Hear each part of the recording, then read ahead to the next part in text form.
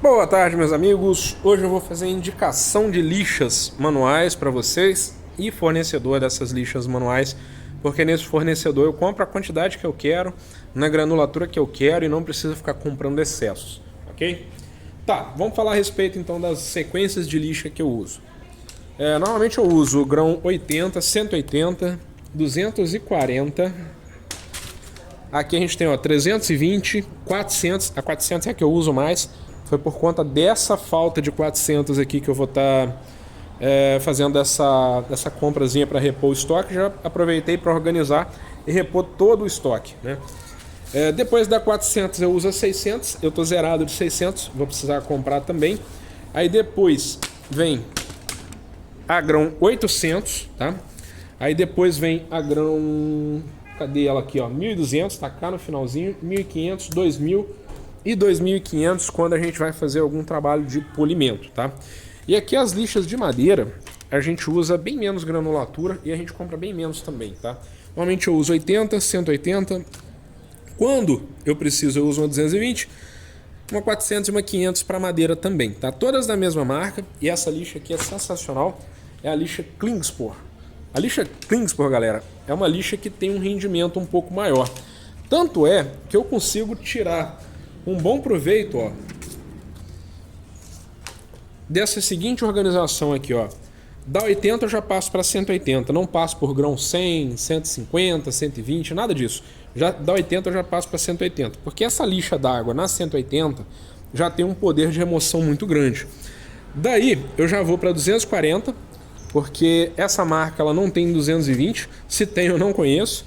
E aí a 240 também já faz um trabalho muito bom, já parto para 320 e para as próximas, né?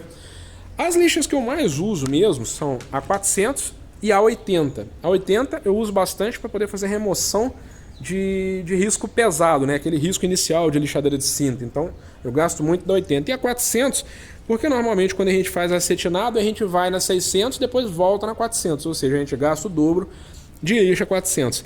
E essa lixa 400 aqui, ela é tão boa que eu gosto de usar ela até mesmo para alguns materiais sintéticos, né? Dá um resultado tremendo, fica muito legal. Ela serve para você usar em materiais mais macios a seco e ela serve para você usar no aço com água, né? No caso a lixa d'água mesmo. E a minha organização em termos de quantidade, galera, funciona da seguinte forma. A gente vai falar das lixas mais finas, como por exemplo 800. Tem um pouquinho de 800 aqui. Ali a gente tem 1.200, 1.500, 2.000 e 2.500 para quando a gente vai fazer trabalhos de polimento. A minha organização para economizar e fazer um estoque que eu não preciso me preocupar com tanta frequência com ele é a seguinte. Aqui eu estava até fazendo aqui as anotações, ó, do que eu estou precisando e tudo mais aqui para poder fazer a compra, né? Eu gosto de ter mais quantidade da 80, 180 e 240. Dessas lixas, eu gosto de ter aí de uma média de 20 a 30 no estoque. Saiu desses grãos mais grossos, 80, 180, 240, a gente já parte para 320, que eu gosto de ter aí um pouco menos no estoque, mas eu gosto de ter bastante coisa. Algo em torno aí de umas 20 pelo menos dessa daqui. Essa daqui eu gosto de ter bastante, né, por conta da questão que eu falei. Já dessas mais finas aqui, ó, essas aqui a gente precisa tomar um pouco de cuidado na hora de comprar elas, porque são lixas que são, digamos assim, mais caras, né? Por exemplo, de 1.200 para cima, o preço já vai lá para cima, no termo de lixa, né? E a gente não faz tanto acabamento polido. Agora eu tô fazendo um pouco mais por conta dos inox. Mas essas lixas aqui, 1.200, 1.500, 2.000 e 2.500, eu gosto de ter um estoquezinho de pelo menos umas 5 de cada. E aí quando eu faço uso, eu faço um uso bem controlado delas, né? E aí quando eu reponho, eu preciso repor tipo 1, 2 lixas, porque essa daqui gasta bem pouquinho mesmo, tá? Na 1.200 talvez seja interessante ter umas 2 a mais do que essas anteriores, mas as 1.500, 2.000, 2.500 não tem tanto problema, pode ter menos, tá? A 1.200 é porque ela também remove um pouquinho, já começa a partir do polimento a partir da 1.500. 1.200 ainda assim é uma lixa, digamos assim, de lixamento ainda, né? Mas enfim, e aí o que a gente faz? Toda vez que o estoque está acabando, a gente vem aqui, ó, ou quando o estoque de alguma está acabando, por exemplo, a 400 eu uso muito, eu venho aqui, faço uma anotação de tudo que eu tenho e de tudo que eu preciso. E aí eu faço uma compra só reponho o estoque e evito excessos aqui na minha oficina, tá? Isso aqui também é lixa no caso, lixa para madeira. Essas aqui são as Klingspor para madeira. E essas aqui, galera, você pode comprar bem menos dela, tá? Bem menos mesmo. Essas aqui, por exemplo, ó, duram muito mais. Um pedacinho de 80 você lixa um cabo inteiro. Um pedacinho de 180 você faz a transição. Aí depois vem 220 e as mais finas, tá? Que aqui tem 400, 500, vários grãos de lixas para madeira. E aí a gente consegue fazer um controle melhor e evitar comprar em excesso. Porque normalmente quando a gente vai fazer determinadas compras, qual que é a nossa tendência? A gente pega assim, eu vou comprar lixa, compro 10, 10, 10, ou 15, 15, 15 de tantas, 15 de outra, enfim. Vai fazendo essa compra meio exagerada e a gente não presta atenção naquilo que a gente já tem. E a verdade é a seguinte, tudo é gasto. Então quando você faz essa compra, você precisa ter de maneira mais regrada, para você só repor o seu estoque mesmo e evitar ficar comprando excessos, entendeu? A cutelaria é uma empresa, galera.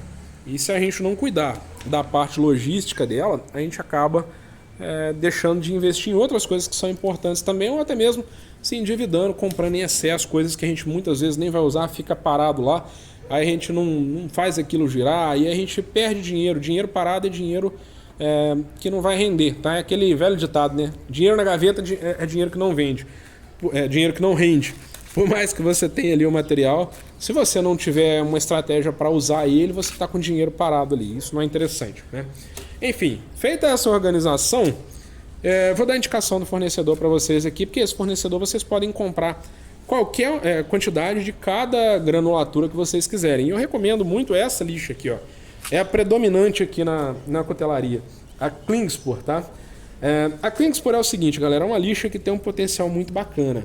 Tá? Em determinados aspectos ela pode ser usada a seco, em determinados aspectos ela pode ser usada como lixa d'água, que ela vai dar um bom rendimento, tá? Então eu recomendo o fornecedor, que é a loja do cuteleiro. Vou colocar o telefone aqui na descrição do vídeo para vocês, o WhatsApp, ou o site deles mesmo, para vocês poderem entrar no site ou compra pelo site. Compra a quantidade que você quiser.